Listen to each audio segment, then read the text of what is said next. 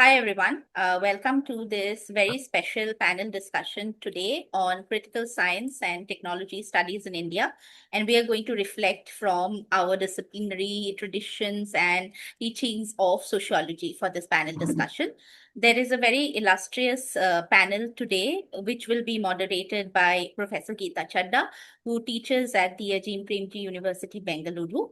We also have with us today Professor Ravinder Kaur, an Emeritus Professor of Sociology and Social Anthropology at the Department of Humanities and Social Sciences, Indian Institute of Technology, IIT Delhi.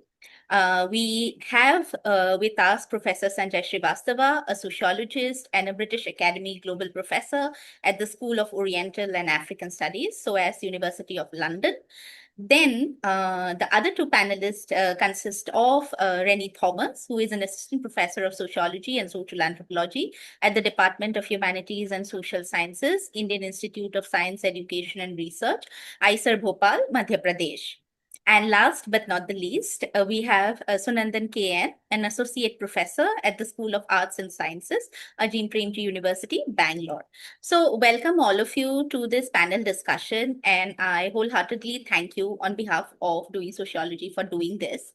As we all know, science and technology have been central signifiers of Western European modernity. And in this panel discussion, we would like to reflect upon the changing place of science in the Indian context and how it is taking shape in teaching science and technology studies in India. So over to you, Professor Chadha. Thank you. Thank you, Rituparna, and thank you to Doing Sociology for hosting this discussion. Originally, I had planned it to coincide with the National Science Day that happens in August, but because of our scheduling issues, we couldn't do it at that time. But all the same, we're here.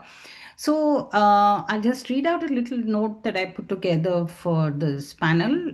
As Rituparna just said, science and technology, as we all know, have been central signifiers of Western European modernity.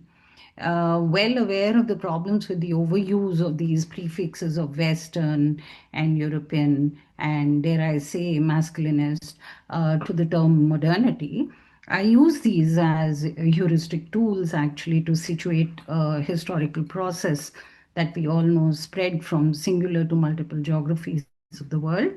To be, of course, hybridized, contested, and even reinvented. With colonialism and imperialism, as we all know, science and technology spread to non-Western worlds and became the raison d'etre, as some scholars have suggested, for the nation states of the global south, including India. In fact, in the Nehruvian paradigm of Indian modernity, the idea of the scientific temper found new meanings for a liberal and rational imagination. So the aspiration for and the promise of science and technology were upheld by people and nations. These became the sole arbiters of truth and progress, leading to what scholars like Popper and Husserl have called scientism. Though the discourse is not as linear and neat as this account, the neatness gives us a handle over the messy business of modernity. Over the last 6 to 7 decades, beginning in the post-war era, this overarching faith, both in science and technology, have waned and changed. Both science and technology face today critical scrutiny and are no longer unexamined. The emergence of the field of critical science studies, a field that is rooted within the disciplines of philosophy, history, sociology, and anthropology, while also tapping into the intersections of these disciplines, has provided significant directions of both critique and reimagination for the future of science and technology. Most importantly, the field is rooted in movements for equity and justice, I'd say, in and outside of the academia. In today's discussion, we would like to reflect upon the changing place of science in nation building in India, from the early promise to the disenchantment of the 70s to the present appropriation of science and technology for the project of cultural nationalism and identity politics. We hope to simultaneously deliberate on issues of the gated nature of science, scientific institutions, and communities, and as we explore the questions of caste and gender. This exercise, if I may say, is in no way aimed at producing a polemic between science and non-science or between the modern and the anti-modern. Our effort is to keep alive a critical re-examination and a possible reclamation of the moral spirit of science, especially in these times of unreason. We hope that you will find these discussions useful. So, Sanjay, let me turn to you first. So, in this recent piece that you wrote for the Indian Express, you developed this idea of techno-nationalism and how digital technology seems to be increasingly defining our national identity. I see this process as a continuation of one earlier argument made by people like Ashish Nandi, where in, I think, in the 90s, to talk about the emergence of big science and spectacle science, and how that sort of shaped, the ISRO project and all of that, how that shaped the national imaginary. In your piece, you argue that but it's interesting that in your piece, you're arguing that in the earlier era, of a national imagination. You sort of use the figure, you almost sort of create this figure of a 5-year plan hero, who you say, interestingly, combined emotion and reason in the way they presented science and technology and the love for nation and progress. And you seem to suggest that there was a certain kind of innocence in that love and commitment that the 5-year plan hero had. And in this article, what you're arguing is that that seems to have probably transformed or changed into today's hero, who's largely determined by a certain techno nationalism.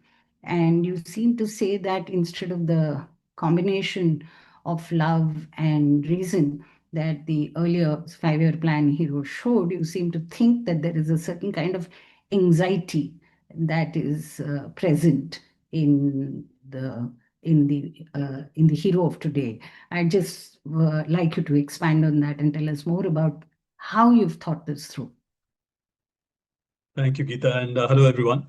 So, I mean, I'm not, of course, like others who have worked, who come from STS background.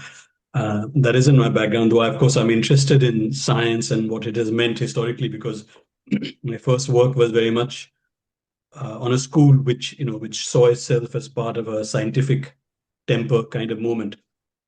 But I want to kind of, I'd like to begin this conversation by saying that in some ways, the Nehruvian version of science and scientific temper was quite different from the European one, in the sense that in the European Enlightenment discourse, there was actually much more a role for religion and emotions, which is, so in effect, I think Nehru was kind of more, in some ways, much more scientific temper fundamentalist than even Europeans were, where he derived his ideas from. I don't necessarily say that as criticism, as an observation, but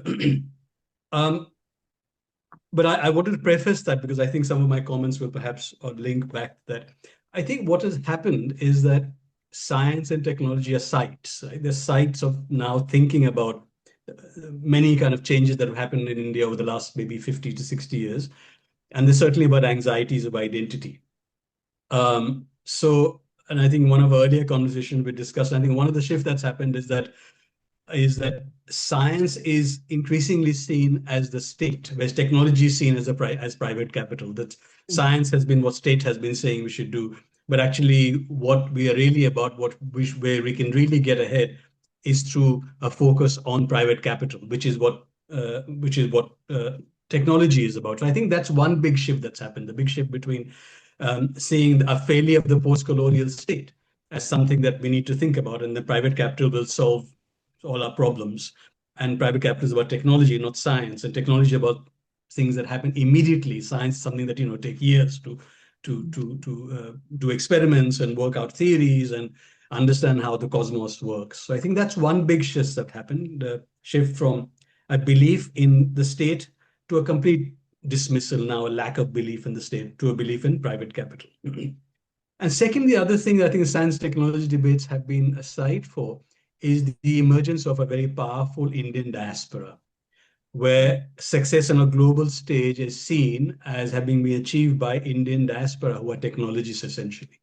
I know heads of major technology companies around the world, for example. So again, the idea of success, which is also an idea of anxiety about Indian identity, is seen very much as not scientists as such, but technologists, Indian technologists who in various ways around the globe have become very powerful. So again, that diaspora thing being globally recognized, which Indians always say we're not globally recognized by the fact that we have 1,000 years of civilization, this, that, and the other. I think that's the other anxiety that feeds into this debate. I mean, increasingly you see that, and you see this reflected in popular culture. Like there are almost no filmic heroes now that I can think of the last 30 years that the scientist is an important filmic hero. It is usually, if there is some kind of exploration of this, it's really the technologist, the IT professional, for example. And I think that's a big shift that's happened in terms of how science and technology serve as sites of anxiety about identity. So the other thing I think we need to think about in terms of the site that science and technology are of reflections about what's happening in India and anxieties about it is about religion. Is that technology accommodates religion much more easily. Large numbers of gurus, for example, have television programs. If you go to Akshardham temple, it's a technologically extraordinarily advanced complex. There are robotic displays, an IMAX theater. There are fountains that are run by extraordinarily advanced technology. So in some ways also, we need to think about how the shift from science to technology also feeds into current debates about religion. What should be the role of religion? And technology accommodates religion much more than, in principle, at least, science does. Of course, others' work, Renny's work and others' work have shown that laboratory scientists can also be religious, right? But I'm speaking much more into the ways in which these abstract ideas have very specific applications, political applications. And I guess finally, just in this context, I think caste is also important in as much as, the person that I referred to as a 5-year plan hero, if you look at films, he was very much an upper caste person. And, one way is that if you look at his body, it was a plump body, right? Because to have a slim body is someone you work with your hands, muscular body, right? So it was an implicit assumption that your 5-year plan hero had to be plump because after all, he was an upper caste person who was not, who not muscular, because muscularity, at least at that point, would automatically imply a lower caste status. So the scientist in the earlier context, very much an upper caste person. I think increasingly also there are debates about caste to be had, about how technology is much more accessible to people who are not necessarily upper caste. And that's another sort of debate that's happened, I think it seems to me, in terms of Indian nationalism. So just, very quickly, I guess, and finally, very instrumentally, lots of jobs are in technology, many fewer jobs in laboratory sciences at universities. So just, I thought my article was really about, the article that you referred to is really about science and technology as sites for these changes that have happened and continue to happen and have been happening over the last few decades. So I'll just stop there. Yeah. Yeah.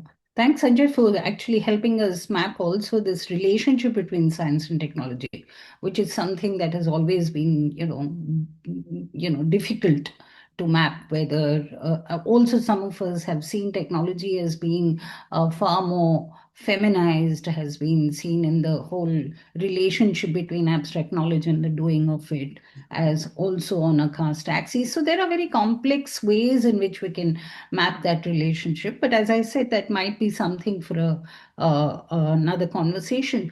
But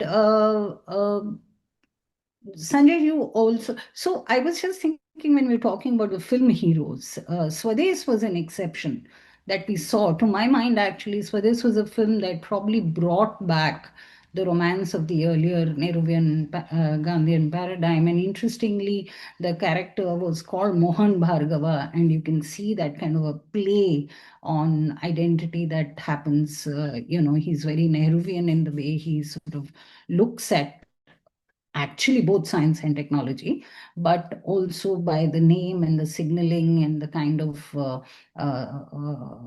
context that he plays in the village panchayat, in the Ramayana narrative, and all of that also plays into that Gandhian narrative.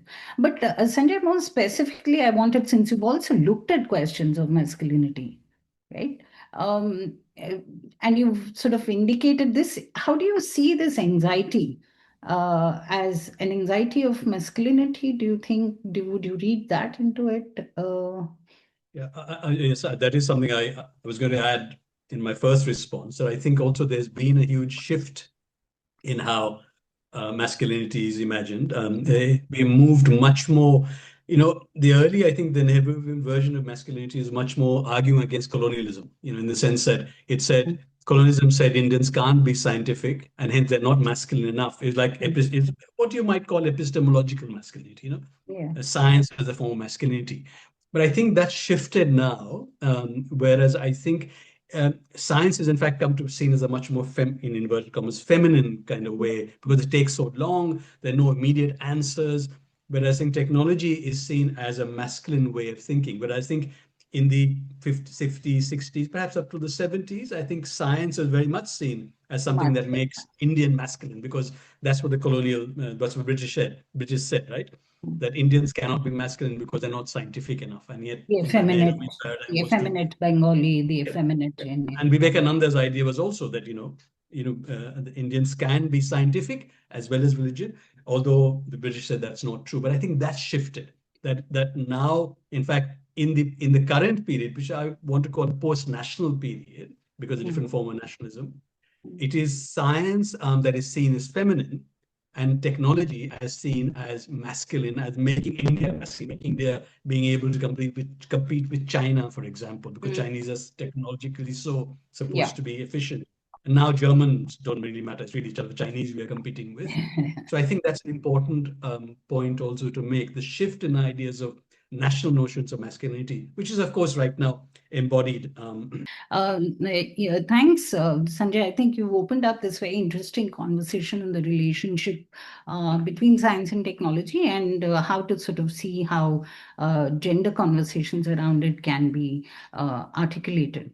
I'm going to turn to Sunandan now. Sunandan also brings into things that you referred to in terms of caste. But before I actually go to Sunandan's work on caste and knowledge production, I want to invite Sunandan to talk about his training, for example, in engineering. Right, Sunandan, you've been trained in engineering and you moved from engineering into the social sciences. And this is something, very interesting and unique. Well, it's not really all that unique, but it's not talked about as much. The shift, we live in a very siloized academic universe where, the sciences, humanities, and arts have sort of been, separated in the last era of post-privatization of our higher education. We see a lot of efforts to bring these together in what we call liberal studies and all of that. But we also have models of an earlier paradigm where the IITs and then the IISERs tried to teach humanities to the science students. So I just want to ask you, how has that journey been? What was the process and what was the journey that, and what were the challenges? Okay. So, as you know, in 1990s or 1980s, even now, if you are completing your 12th standard with some kind of above average marks, or you are supposed to either go for engineering or for medicine, especially in South India, this IAS was not that popular at that time. So this has already showing certain hierarchy of disciplines, science and technology, but I feel at that time, maybe it's also the job opportunities engineering was seen better than higher order discipline than science in that way. If you don't get engineering, you go for BSc science. So Right. that was the order when I was. So that's why, like in every India generally, that you do engineering and think what you are interested in. After that, you think what you are interested in. So I think, but I was okay in engineering also. Not that I was not doing good in engineering, but the idea is that especially maybe in the context of Kerala, we were already part of student politics, and we were already thinking about politics, history, etc. very much when I was studying engineering. So those kind of enabled me to think of technology from a social science standpoint. And so when I did an MA in sociology, my objective was to study philosophy of science, or like philosophy of technology. But then I entered in MPhil in Center for Science Study Policy, Science Policy Studies in Jawaharlal Nehru University. So that is when I actually entered into the debates, so historical and sociological debate of science and technology. But I think there is a complete isolate, even like IIT and IISERs may be better, but in the current scenario, most of the engineers are coming from engineering colleges, other engineering colleges. There is a severe, like kind of divide there between technology and any other forms of knowledge production or discipline, etc. That still continues very much, I think, overall. But the phenomena of, new phenomena of IT, I don't know how that is different from the earlier idea of, say, mechanical engineering, electrical engineering, etc., as a masculine, as Sanjay has mentioned. I have noted that the upper caste in Kerala, especially the Brahmins, were mostly joining in electronics engineering at that time. And IT was a very good opportunity for them to enter. In mechanical engineering and electrical engineering, very few upper caste, not no, upper caste, but I'm saying Brahmins community, people from Brahmin community were joining at that time. So I think all these is continuing, I think, the hierarchy of technology, and also it's of course dependent on the job opportunity, etc. But for me, there was a background in which I lived where the sociological questions were important. So it was a sudden shift, I will say. Yeah, I thanks, Sunandan. I think you brought about the question again of relationship between science and technology, and particularly to my mind, the question of gender, which is seen as more powerful, and why and how. I guess technology, when it is combined deeply with the project of nationalism and nation state, it gets a certain prowess actually, which is very, very masculine, but at the same time, the power and the ability to be thinking abstractly in abstraction, which is what supposedly fundamental science does, is also masculinized. So I think it's a very interesting dynamic here that we need to think about. But I think one of the things that you said, which was very important, is how a political environment can actually make you sort of question science and maybe move into social sciences. And most of our higher, institutes of research, generally as such of science, are so apolitical, the campuses, the environment, that often this critical thinking around science just doesn't get enabled, Exactly. Yeah.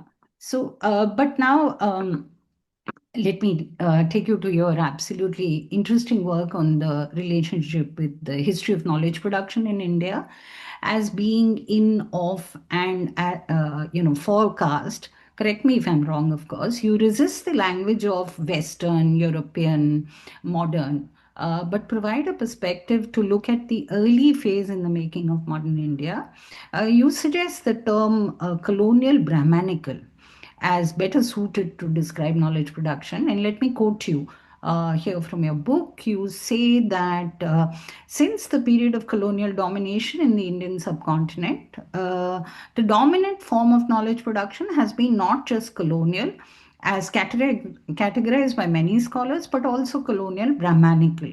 Here, the category Brahmanical, you say, refers not just to the practices of Brahmins as a jati, but also to the Brahmanical jati system in India in the 19th and 20th century.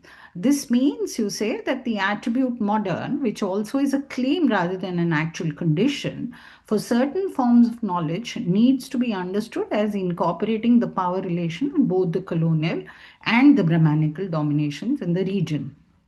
You say that I suggest that the ideas of objectivity, the depiction of theoretical knowledge as the ultimate form of knowledge, the exclusion of artisanal practices from the domain of knowledge, which again brings the question of technology, knowledge production, and so on, which are generally considered as features of Western knowledge, drew equally from the colonial and the Brahmanical practices of power.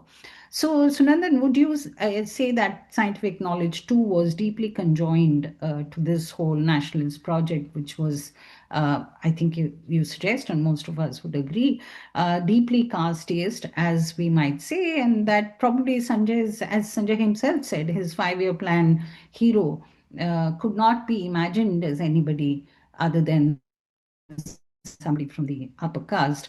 But could you talk a little bit more about your ideas of Brahmanical colonialism and how did you arrive at that? What were the motivations? How do you think taking it further? Yeah, so this is also my take is coming from the 90s debate about, what is indigenous knowledge, Yeah. what is secularism, like Ashish Nandi and others have discussed The secularism and the scientific temper versus the humanistic temper that happened that on many debate. occasions. And also, kind of question whether we are trying to say that pre-colonial period was somewhat better period, etc. So those kind of questions were heatedly debated on the one hand. And second also is the politics in university campuses brought out the caste question. A very, like in Hyderabad, in JNU, and different places, this caste question, especially, like new student movement based on Ambedkarite politics, etc., emerged. So I started working for my MPhil and PhD at this period. So my engineering background enabled me to ask this question related to technology. How from movement from artisan to engineer, what does mean in Indian context? So these were the background in which I was asked these questions. So for my PhD, I looked into this archives, various archives, and compared that with the ethnographic work I did among carpenters in Kerala. So what we see is that from 1850s first engineering college to the formation of IITs in the 1950s and 60s, etc., you will see that this particular way of knowledge entwining with power is not excluding the existing whatever called non-modern forms of power in everywhere. I will say that's not just a unique thing in India, but also it's equally applicable to our American continent where race and other forms of power, patriarchal power definitely, is incorporated into the institutions and the epistemological understanding of the disciplines, etc. So I was looking how engineering was shaping and how this some way further marginalized artisanal knowledge production. Just look into a idea of building a house. A carpenter, a mason was in charge, and he in Kerala situation, I will say even in 1960s, it was them, not engineers, who were designing the house or taking the contract of building, etc. Which moved by 1970s, engineers, where you demand that in order to approve your house plan, you need a engineering plan submitted by an engineer. So that was a policy decision also. But I'm saying this has given engineer a particular status. Right. But that is not about the status of technology. I was arguing that that was not isolated because of the new engineering or better than the artisanal practice. You can say in efficiency terms, which I mentioned in my book, different kinds of idea of efficiency emerged, and in that terms, engineering is efficient than the older model. But for carpenters, ideas of world, there was a different idea of efficiency. So when you analyze that, you will see that the idea of modern engineering and the caste ideas of distancing, caste ideas of hierarchies of knowledge, which, abstract ideas and textual ideas as better than what we call the, like what agricultural laborers or artisanal practitioners are doing, what later started calling skill. So this knowledge skill divide itself is Absolutely. showing us the combination of colonial and Brahminical ideas in Indian context. Yeah. So that was my exploration of the initial period, so 1850s to 1920s, how this idea is, and also this idea is institutionalized, because the hierarchy of engineering colleges, if you look, the more better or like highest technology is less manual work, and going down to say polytechnics, you need more manual work, and then ITIs, industrial training centers, institutes, you imagine fully manual work you are trained. So this also mapped the caste hierarchy, equally mapped to the institutional process also. Yeah. Yes, actually, Sunandan, I mean, I'm so glad that you detailed the ethnographic richness of your work. But you refer very interestingly to one of the major controversies, the recurrent science wars phenomenon that keeps happening after every 20 years. So in the late 90s, it was so-called SOAS. Before that, it was the entire debate between the scientific temper and humanistic temper. And it's interesting that you say that you were deeply sort of propelled by that kind of debate. But, so was I in many ways. But what I found later, subsequently, and today, especially when you have these charges going around, about all attempts to decolonize and are all feeding into the hands of the rights, I find it so simplistic.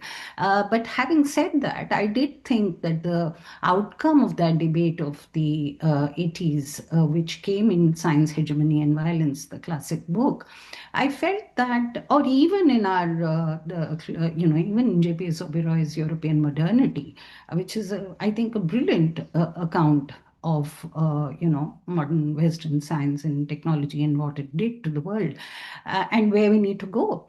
But I thought that Science, Hegemony and Violence, when we started moving into the field, feminist science studies, looking again at questions of indigeneity and knowledge systems from there, we recognized that the kind of models that Science, Hegemony and Violence, for example, set up were limited because, Vandana Shiva was setting up Purusha Prakriti, which was again highly, for the want of a better word, very Brahmanical sort of a setting. And then you had, Gandhi as the only alternative that was set up in that book also. So I think, when we moved out, we recognized that when we need to look at tradition or indigenous knowledge systems, we need to make them much more critical, reflexive, plural. And I remember Asha Chutan's work, for example, on the dais, which she wrote about in the context that we were working on as midwife. And she says exactly what you're saying, I think. That she says that the dai was never given the status of a knower. She was always seen as a skill-based worker. So the midwife's status continued to be that because of, and Meena Gopal argues, and because of caste also, continued to be very, very, in the hierarchy of things, very marginal. You have Meghna Kelkar's work on soil management arguing the same thing. So I think we need to sort of bring in more, and that's why I thought your work is extremely significant, because you're looking at the question of caste, particularly in indigenous knowledge systems, and looking at the more complex rearrangement of technology and science as it happens as we go along. So maybe if there's time, we'll come back to that, Sunandan, and Yeah. I'll sort of proceed a little bit to Renny. Renny, let me move on and refer to your, I think, very, very significant work again on science and religion. And Sanjay has already flagged that off in the first opening remarks that he made. Renny, Sunandan's work is an ethnography of an indigenous knowledge space. Your ethnography was in a very elite temple of modernity kind of institution of science. And before we actually talk about some of the substantive arguments that come from that book, would you like to speak a little bit about the challenges of doing ethnographic work in science and technology studies everywhere, but particularly in India? I remember that I don't even know whether I can say that I did ethnographic work because it was very, very difficult. It was almost like sort of insidiously being there in the community, trying your luck to get the right interviews. How was your experience, Renny? Yeah, I mean, it's been a great conversation so far. Uh, Getting access to the scientific laboratories of any kind is very difficult, as you know. I mean, like in my case as well, it was not easy in the beginning, actually. I had to really convince the usefulness of my stay in the institute, and fortunately, met few scientists who had some idea about social sciences and humanities, and some of them are welcoming. But it took really many months to really start the conversation.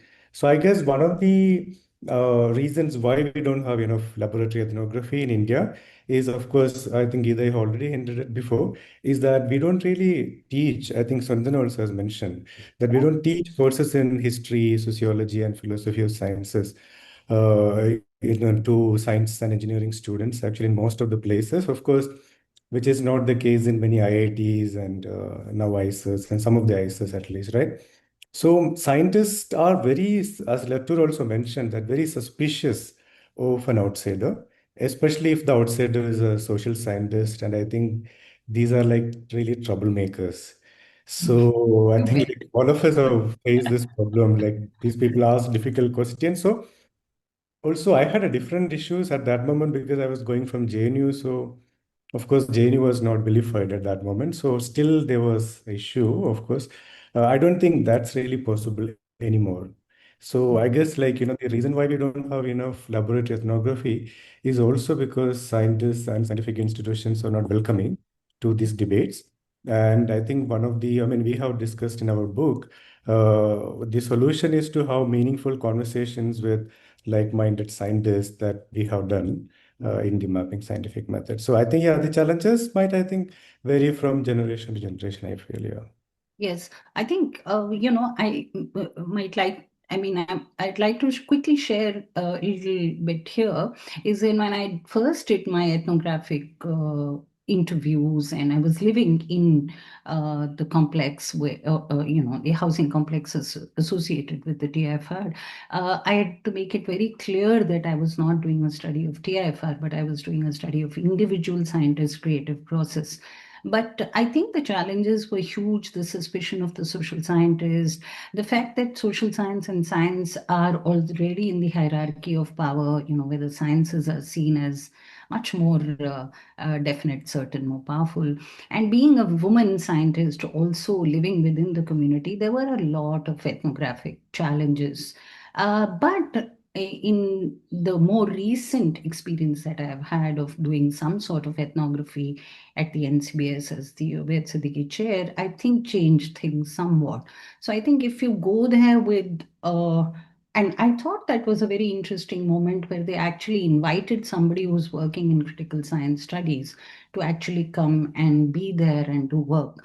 So I thought that was an opportunity, and I don't know how to read it, whether to read it as saying that we know critical science studies, I think is making some sort of a conversation happen with the STEM communities. And I think it's sort of significant that some of those conversations are opening up. But Renny, let me come to your book science and religion, and these have a history of separation in the Western modern imagination, some amount of coming together in non-Western context. But in the present day context, also, that the way religion is being deployed, for example, for extremely, I think, the project of unreason, in a way. I don't think it's anybody there is giving up on science or technology, but there is a growth of unreason in that sense. But even if we don't address that problem, we just state it for the moment. What in your work would allow you to theorize around what's going on, or in general about the relationship between science and religion, however you want to take it? Yeah. My intention in the book and my ethnographic work was really not to show that Indian scientists are more religious than others. That's not the case, actually. Even when we Right. look at historical work and anthropological work, I mean, the American and European scientists are equally religious. But I was trying to really show how scientists actually live their everyday life. I mean, especially looking at the site of laboratory. And studying laboratory for me was also studying power. And when we study power in the Indian setting, studying religion was very important. So when I started really looking at questions around science, religion, caste in a scientific laboratory, I was trying to understand, the old notion of the inside and the outside of laboratory that we are familiar with from Latour and others, because in many ways these laboratories are extensions of society. They don't basically exist outside the society. What we find in the society, you would find also in these laboratory spaces. So in that sense, what is the possibility of looking at questions around, religion in non-sites of religion, such as a laboratory, and similarly questions around caste and gender, right? So yeah, I mean, so that was my aim in that work, to see how religion really works in these institutions, is to also see how religion works in other places where you could really talk about the domination of a particular community in many of these institutions even now, gives us an opportunity actually. So laboratory ethnography is essentially a very, I would say, the very powerful method to understand these questions. Yeah. Yeah. In fact, I think the kind of institutional ethnography that I tried to do, let me just share with you the course that I taught, for example, at NCBS in Science, Knowledge, Modernity. One of the exercises that I invited the students to do was an ethnography of their own lab. And I needed them to, for example, look at things like sensory knowledges that come out of other senses, because they tend to only, I was working with biologists, and they tend to look only at the vision and use the vision, and that too under the microscope and all of that. So how to pay attention to sound, how to pay attention to smell, touch, everything. That itself was fresh. But when I started asking them to look at the power equations, as you said, in the laboratory, it's amazing what they wrote. It was quite remarkable. But it's also interesting that they didn't want to share it. They didn't want me to share it in any public space. So it sort of creates, you can feel the anxiety that young students or young people have in a laboratory also. So in that anxiety itself, you can see that power is so deeply coded. And of course, very clearly, the power runs on gender. Yeah.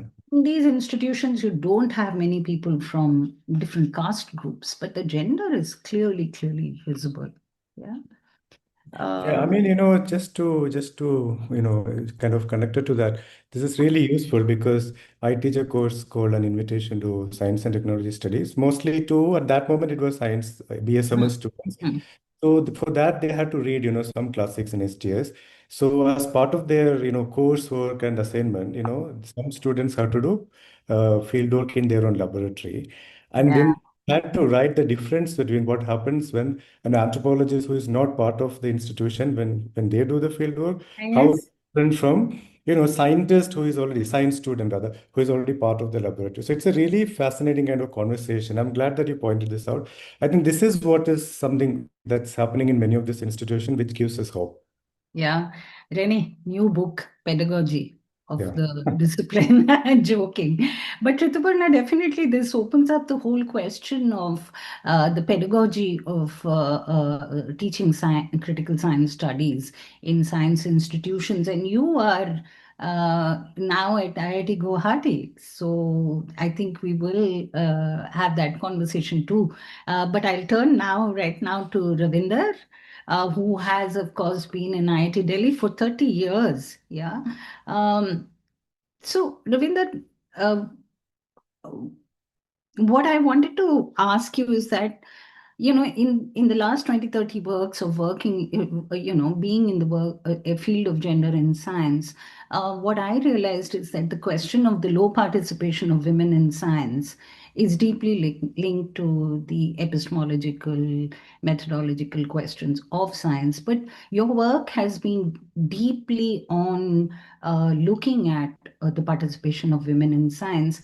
Would you agree with me if I say that there was an earlier model to explain the low representation of women and other marginal groups by saying that it was a social problem, which is almost like it existed outside of science, as if science was not in society? So the dual role of women, etc., are all reasons given. I think there has been a shift recently in the last, I would say, 10-15 years amongst women in science and scientific institutions to look more closely into what science itself is doing to restrict the women's participation in science. Would you agree that there has been that kind of shift? Well, yeah, thanks, Gita. Let me begin with a correction. I have not, unlike you, been doing science studies or even looking at technology institutes for the last 30 years. I was doing pretty straightforward social anthropology on marriage and this and that. Yeah. And it's actually only in the last maybe you could say 10 years that I started paying some attention to the institution that I was working in. So it started with, floating a course on gender, technology, and society. Because I felt that, students were not really aware of what the linkages were, how these three terms, were also intrinsically linked. And that kind of, took a life of its own, with the institute asking me to head that Gati project, and then my own project on women in STEM.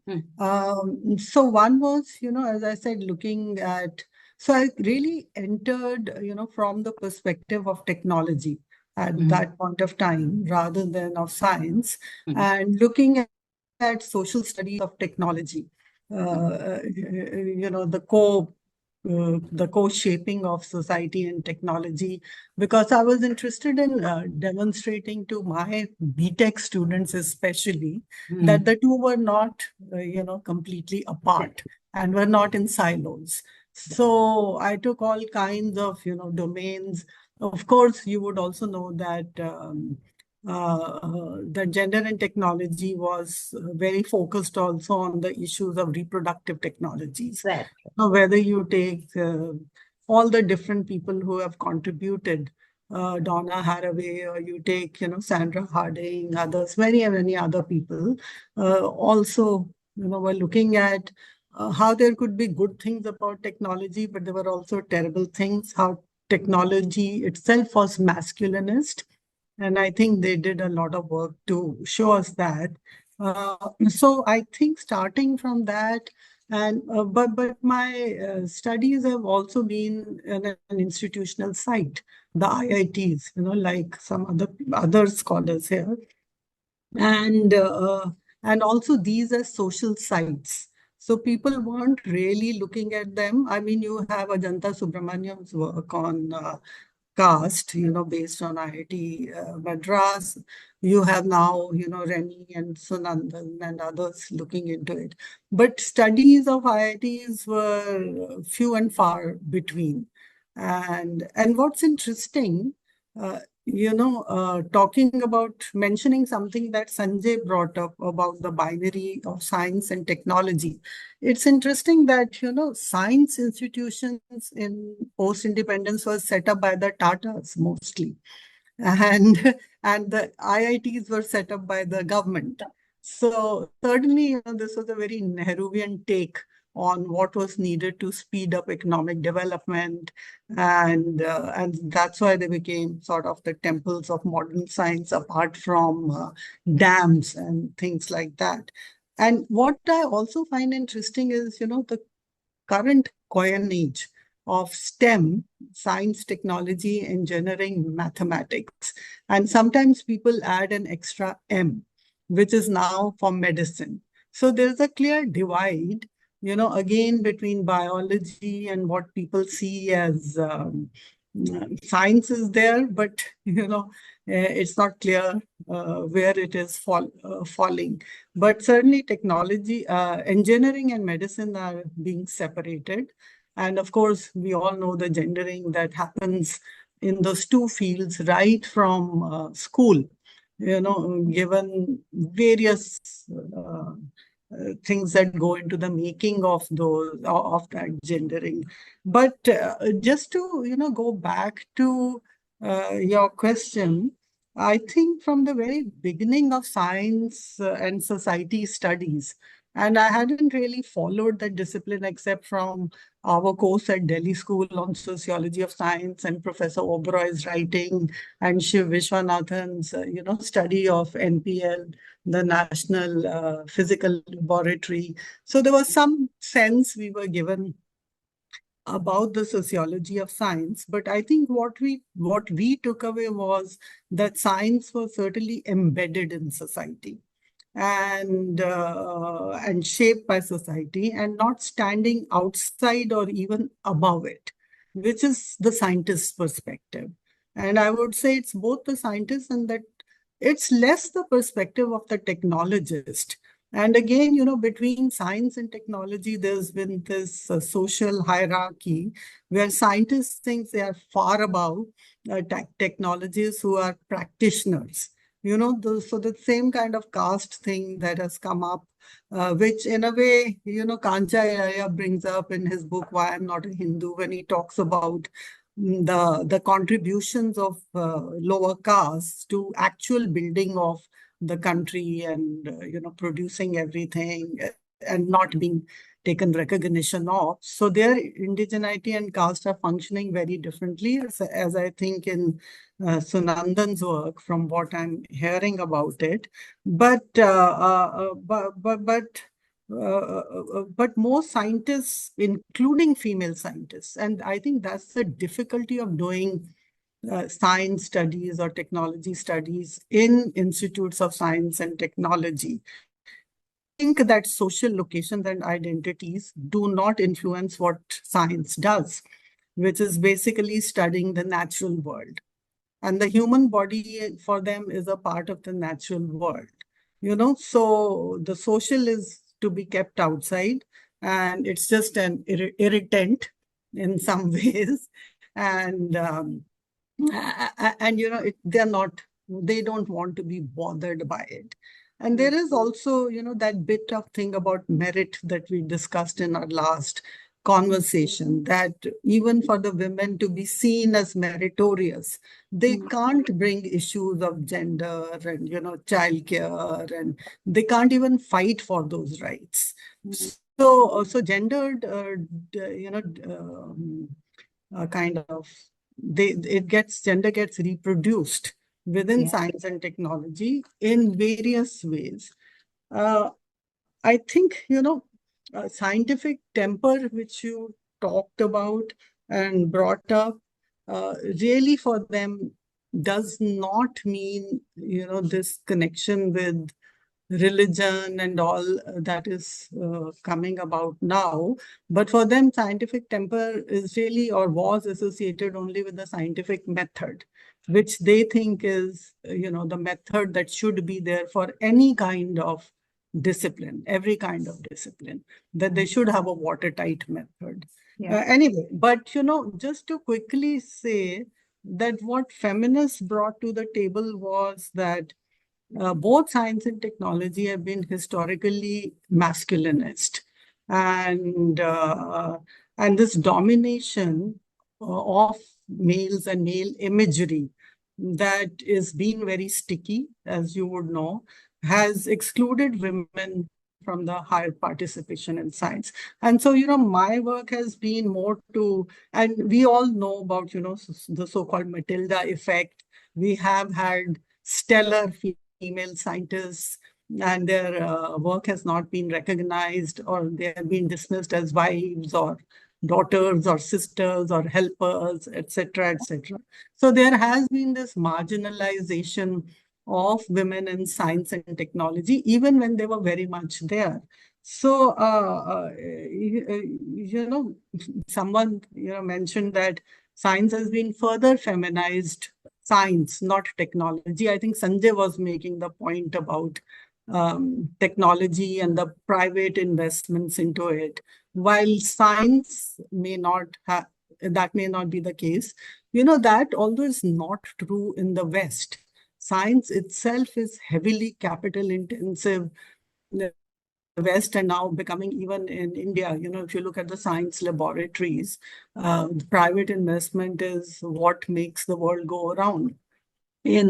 Because the kind of investments that you need, maybe some of the, anyway, to sort of wrap up this part, even though, today 52% of women are enrolled in the sciences and about 30% are enrolled in technology and engineering, we see that does not translate into their presence in STEM professions.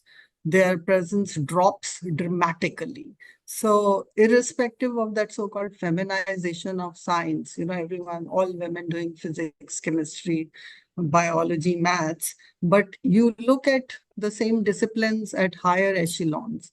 You go to professorships, you go to heads of, you go to directorships, the women just aren't there. So I think those were the questions that kind of, I was coming from the point, from the vantage point of gender equality, really, into this whole domain, and not from science and technology studies as such. And I mean, I can give, from my own work, which maybe in the next round I can talk about, which is all in the process of publication now, because journal articles are just taking so long to get published. But our papers from our project will be slowly rolling out. Anyway, let me stop here, and maybe I think you had one more question, different question. No, I think you sort of addressed that. Thank you, Ravinder, for actually taking on a whole range of issues that we've discussed. And I think what is coming out quite significantly is this whole relationship between science and technology that Sanjay flagged off, and what you're talking about, what Sunandan spoke about in terms of how do we see its changing relationship with the state, its gendering, how do we see that? It is something I think significant that is coming out of this debate in the role of the state and private capital.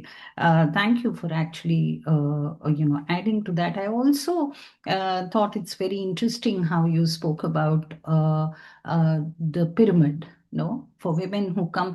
One important thing is that women, my question to you was that is the scientific community, particularly the women, beginning to recognize that the low representation of women in science, or the pyramid structure that we see, is to do with the scientific community itself, not science, and not society. I think that shift has happened considerably. And the other thing that I think just quickly, for most part, it hasn't. From your respondents, for example. It hasn't really happened. There are very few female scientists who still recognize that.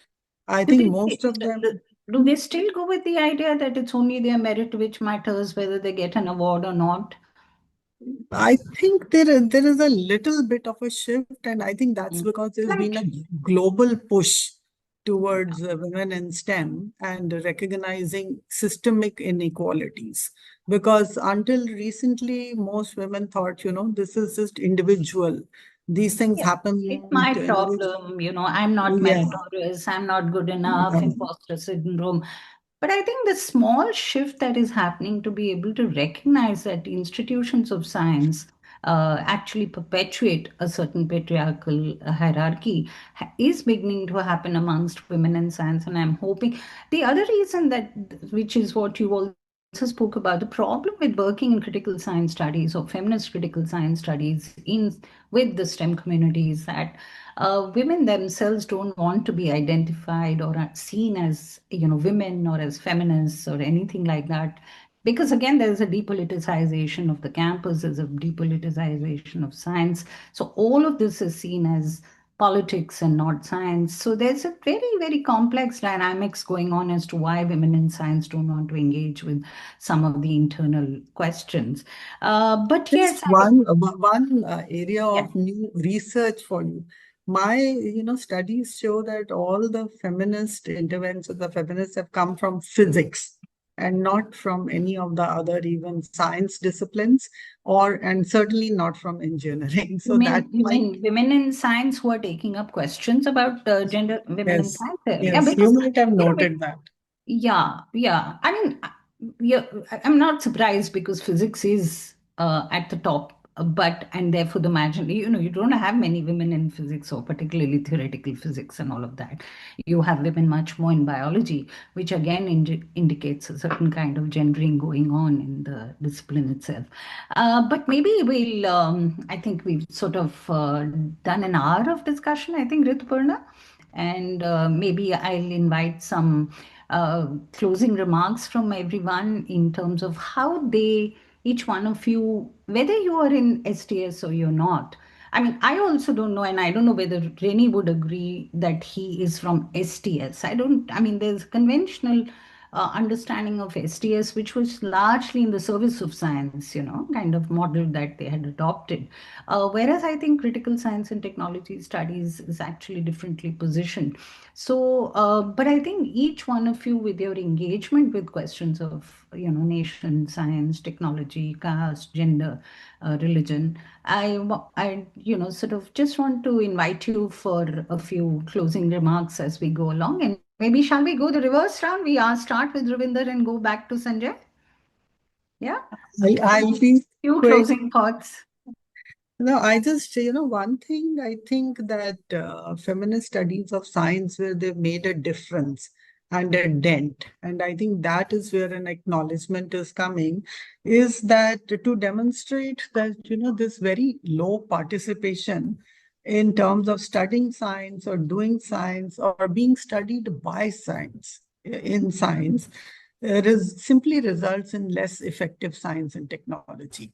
I think there is a lot of work now which shows that the lack of diversity in science and technology and the exclusion.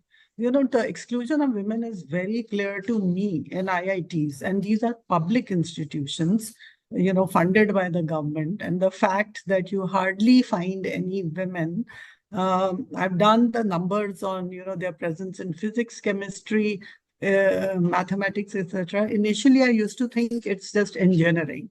But when I started looking at the numbers, the presence in the sciences is as terrible. So, but the other point, that the biases within science itself, which are there because women and other minorities have not been a part of the study of science and technology. And in the case of, for example, all research has been based on male mice. Women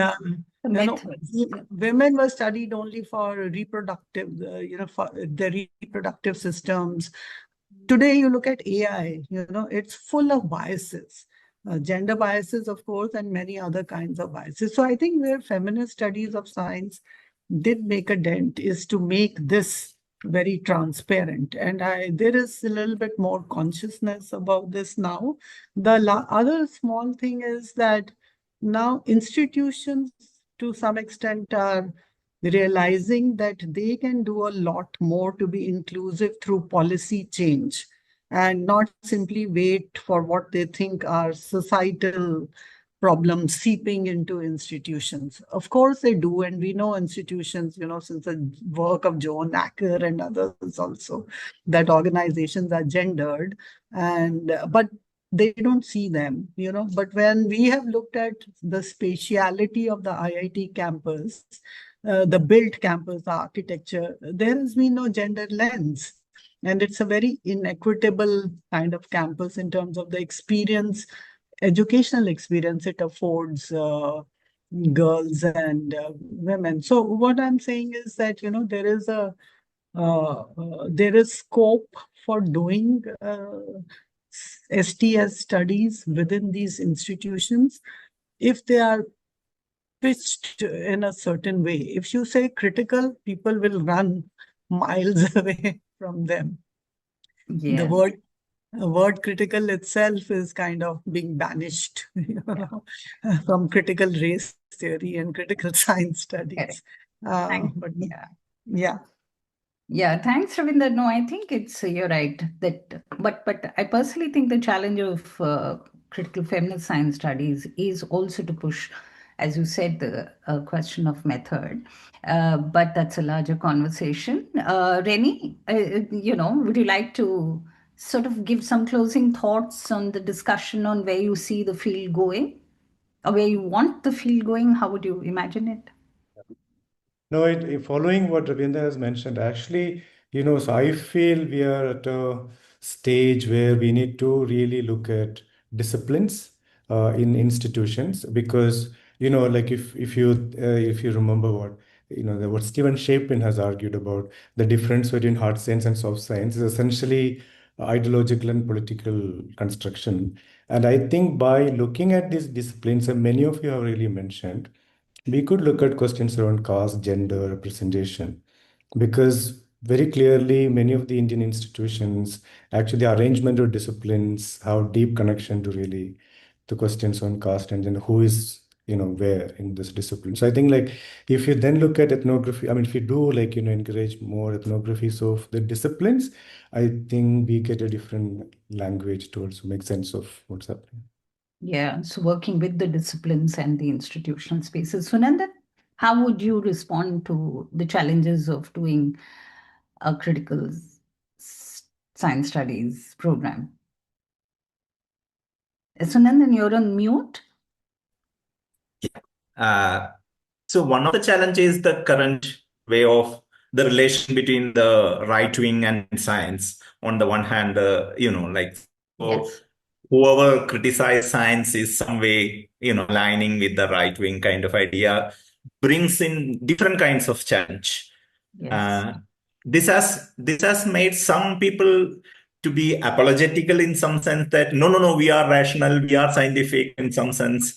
I think that apologetical path may not be very good path. The critical, losing the critical edge of critical in the sense that CRIT, QUE critique, that kind of a critic, not critical in the sense that anti in the sense that is, we should not lose that because of this current scenario, I feel, because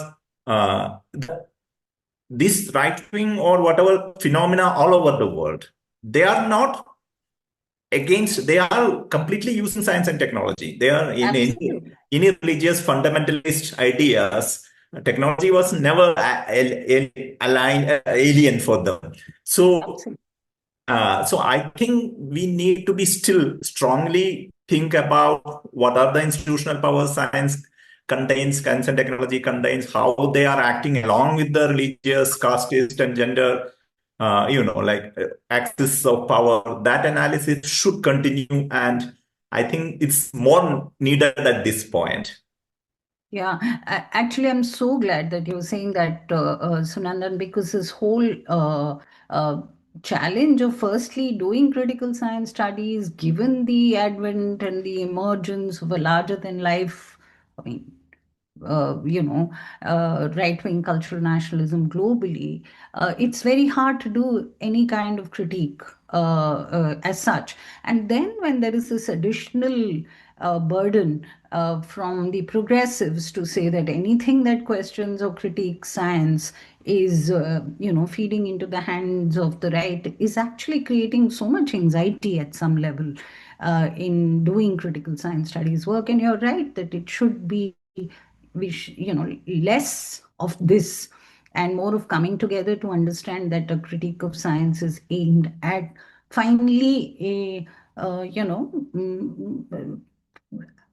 what shall I say? Finally, a more whole world, finally, a more plural world. More democratic knowing practices, I will say. Democratic world, and I mean, progressive is a word that often gets so contested. But thank you for raising that, because I do think that's a challenge, and we need to sort of demarcate continuously, saying what is, I mean, what is not going to feed into the right, or why this is not right wing or whatever. Maybe we need to spend some time and energy on that, but not too much, because I think the work is much larger than this debate. But yes, thanks for flagging that one off, Sunandan. Sanjay, can I invite you, especially in the sense of the. I mean, I'd like to hear you speak about this whole thing about the charges against decolonialism, but more, because I know that you say that you don't really even, so to speak, agree with that terminology. One would like to hear a little more that in your closing remarks, but also on this popular imagination, if you can, because you've been thinking that through. I'll be trying. I'll try to be as quick as possible. There's two. One is that I think the decolonize. Let me give you. I mean, it's kind of a specious example. At SOAS, where I am now, because there's a huge thing about decolonization. I noticed that when they're refurbishing the toilets, they made an Indian-style toilet. Like, yeah. Makes Indian-style toilets anymore. Yeah. As some kind of push to be inclusive, like just completely bizarre. I said, spend that money on scholarship or something. Anyway, I'm concerned about the decolonizing not because I think other histories are not important, but it provides us no method at all. I mean, how does one study, apart from a moral high ground, how does one actually study the kind of things people have been talking about, gender, sexuality, family, even science, cities, through something called a decolonized methodology, apart from the fact that it may be about bringing other histories into it. Otherwise, and apart from now well-established idea that you can't have a universal theory of anything, that's fine. So I'm a bit concerned that I think the whole decolonization debate is as a kind of in the West at least, people are incredibly fearful. Like earlier we used to say globalization, everyone says now decolonization. I will decolonize, this, that, and the other, which actually doesn't provide you any entry into what it is that people want to actually do, apart from providing some kind of an idea that I'm not part of an oppressive knowledge system. I think all knowledge systems, especially anthropological, where you do fieldwork, emerge from incredibly asymmetrical power relationship. And there's no kind of, is it like when anthropologists, in many American anthropologists especially, will say, my friends, the people that they work with, they're not your friends. So my friends are people you go and watch films with and invite them to your house and perhaps get them visas to come to the US.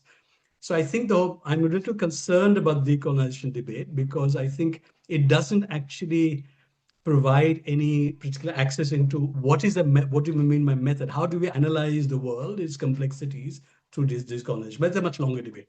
I want to just quickly conclude by what seems a really interesting phenomenon right now in India, in particularly. Historically, people from small towns in India did science, because you couldn't do English and history and they'll find social mobility. That was something very much a big town thing. So when my family was from a small town, like I have a large number of uncles, particularly men, who could have been poets and writers and novelists. What did they do? They did engineering, right? Yes. Or became doctors.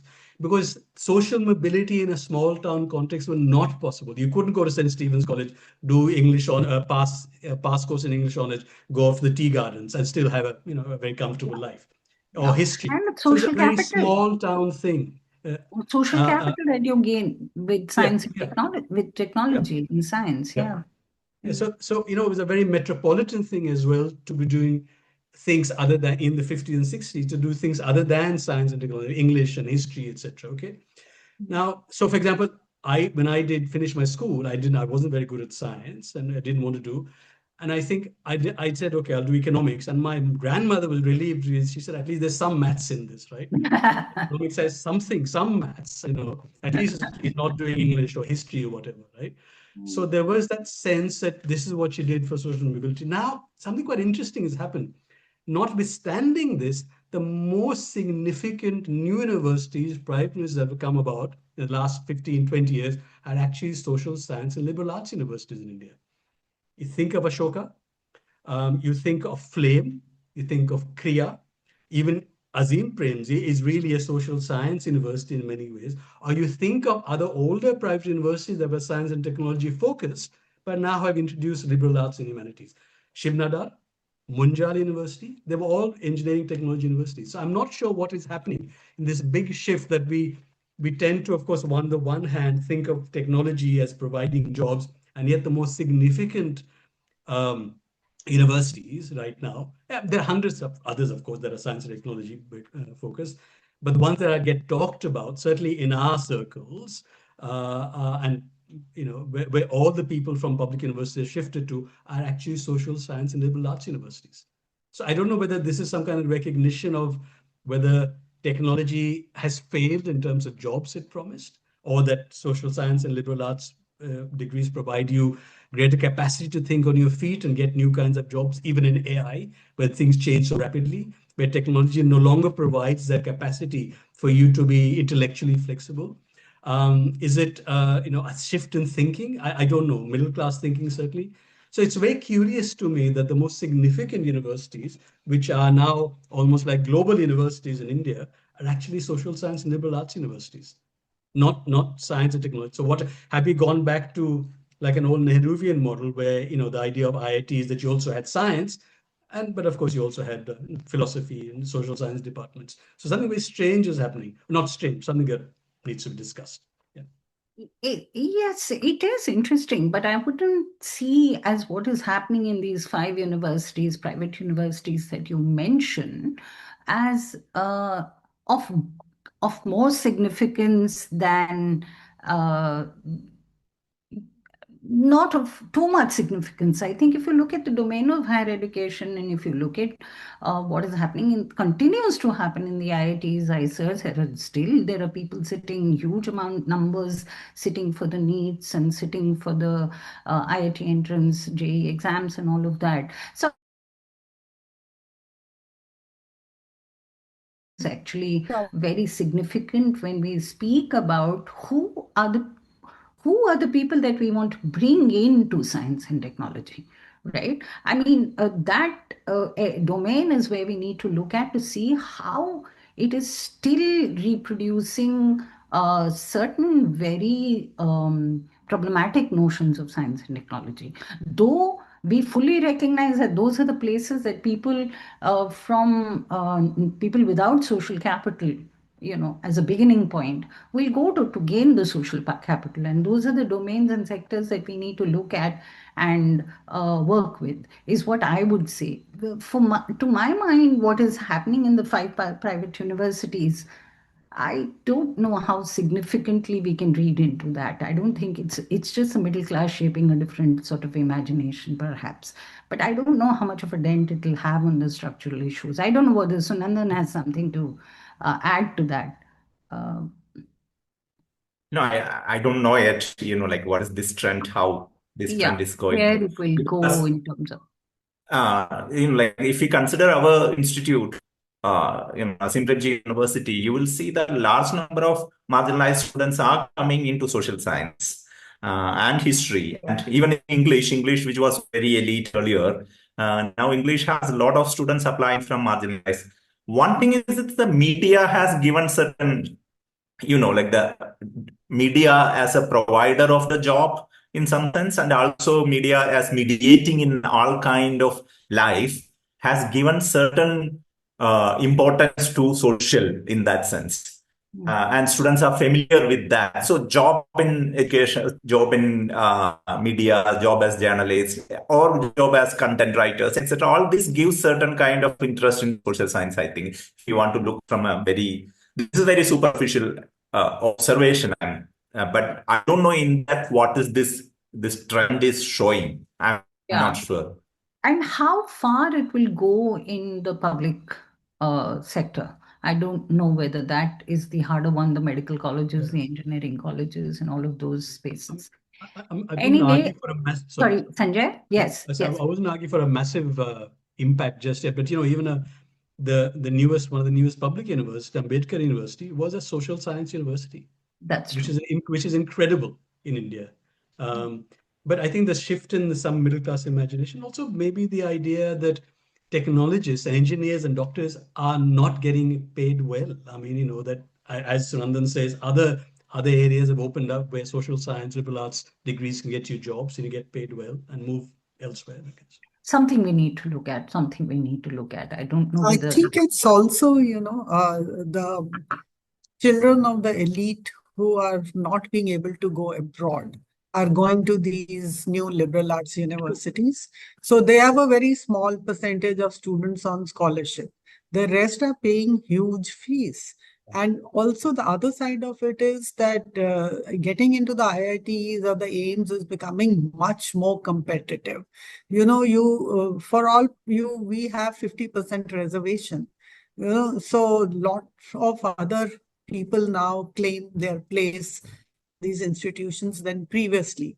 So it's really, the elite started voting with their feet and going abroad decades back, I think, or maybe at least since the 70s. And now, everybody can't go there and we have a huge youth bulge. So I'm not sure, Sanjay, if it's so much to do with what people can, whether, technology jobs are paying well or not. Of course, many colleges are closing because those things go with dot-com bursts and now the IT, now the AI stuff, that will also lead to some wearing off of the charm. But I think I agree with Sunandan also that, most people still, parents, from my reading of all the ethnographic literature, parents want their daughters also, and not just sons, to do science as their first degree, which overall in the public university system, I think is leading to closures of, humanities and social sciences, especially in the South, from what I read. And that, so it's a phenomenon of, it certainly has to do with. And these are now universities, the new ones, the private ones that accredit you, and that reproduce the elite that has always been there. Maybe some dents are being made in the elite, with people moving up, and actually technology did that much more, than science could do, because kids who came to IITs could make a class jump in their own generation if they were successful. But we know the downside of that, the suicides, the lack of proper jobs or parents' expectations. So quite a complex field, to analyze. I mean, Gita, just to add, I'm curious to know something from the observation that we've had. If you look at all the private universities, like we have just mentioned, including, Azim, Premji, I think what I have observed is there is a recent trend that, of course, all of these places started off as social science humanities universities, but suddenly there is a jump to sciences. So if you look at Ashoka, Shivanadar, Azim, Premji, they're all starting BS sciences, so that is something that should be of our interest. I think this is where, because I think what Ravinder has mentioned is extremely important, that competition to get into these places, whether it is IITs and IISERs, I guess many of these private universities are actually using that as well. So I don't know how to think about it actually. And Ravinder is right in saying that it's also attracting in a constituency of people who are not able to, fly abroad for their undergraduate studies, or are not allowed to, as girls. So I think it's a very complex phenomenon that is being sort of used and occupied by the private university. I'm not sure what it signals, but thank you, Sanjay, for raising There's, that. And I think maybe, quickly, I think, but a lot of the private university using science and technology also has to do with the broader political environment. That, private universities like Ashoka, who are seen mainly as liberal arts and social science people, from the government side, there's been deep suspicion of them. Now, one way for them to protect themselves is to introduce science and technology, just as happening in JNU, in which is seen as a neutral kind of an area where you don't get political people absolutely. making political decisions. So that's another I think, aspect. yeah. But science and technology, again, without the danger of social sciences or liberal or critical thinking. It's seen as a safe place where, you'll produce people who will do science and technology but will not think. So our goal eventually is to really make spaces which do teach science and technology also spaces of thought and thinking. Unfortunately, that doesn't happen often enough. So, Also, there is a, issue of gender and caste. People are opening up to include inclusivity of gender much more easily than of caste. The yeah, and resistance to upper caste caste is, women, Ravinder. It's for upper example, caste. you have Plaksha University, which is an out and out science and technology university, and they've set up this huge center for gender, gender equality. So I think, and in fact, our studies of IIT Delhi, IIT's supernumerary seat scheme, which are both qualitative and quantitative papers we've done, shows that the resistance to caste reservations is still much more than to affirmative action for girls in the BTech degree. But even there, you see, their goal was that there should be 20% girls in the BTech degree, because it was an abysmal 8-9% even in 2018, even of institutions that started in the 1960s. And nobody noticed, nobody cared, nobody bothered. So when I say science and technology were blind to gender in a way, they were, and it's, what Bourdieu calls masculine domination. It was so normalized and naturalized that nobody even noticed it. So now that they have introduced this, the number has gone up to 20%, but that's where it is stagnating. But, the qualitative work shows that girls' quota, is much more acceptable still than caste. So many of these institutions will are opening doors to gender equality, because it's also a global trend, and rankings and all these things is being taken into account. But the question of caste is much tougher, I think. It is, yeah. And I think that's what all of us in feminist science studies today would be arguing, saying that it's not just about women. It is as much about other marginal groups. And when we're talking about opening up science or the scientific temper, scientific method, scientific spirit, it is to be bringing in. So that is the whole question that of what Sanjay is talking about. Okay, what does the decolonial method actually do? I'm using decolonial here in a very open way. I think that's something to deliberate on, and I think we have some thoughts on how even if it is not a method, Sanjay, that looks like a method to our very familiar ideas of method, it does stand in good stead towards fulfilling, I would say, the moral purpose of of the nation, of academia, of science, technology. I think it does give something that might look like a method, but which might not, uh, you know, you know, which we might not be thinking at the moment like a method, but that's something let's delve deeper into. I think we've sort of raised enough questions for ourselves between the five of us, and to take forward, or hopefully the audiences who will be listening to this will also take back some of it. I hope it doesn't look like just a series of confusions. They aren't. They are definitely different directions that we are pointing towards. Are we ready to call it a day, Ritupurna? Yes. Yeah. Yeah. I personally would like to thank all five of you, and hopefully we will have more conversations on this. And I hope one of the next ones will be on teaching science and social science in the same space. Yes, Ritupurna. Thank you so much, everyone. I'll not give any concluding remarks today because it'll take some time, and we have already been here for around 1.5 hours. So thank you to everyone, and maybe we will have a second part as Professor Chadha has said. Yes, we will, and we will have you come and talk to us about what it means to teach sociology to IIT students. Yeah. And there is, of course, Ravinder, who will have a lot to say on that. Yes. Thank you. Thank you, And Gita. then- Thank you, Yeah. Rituparna. Thank you, Gita. Thank you. Thanks, Thanks, you. everyone.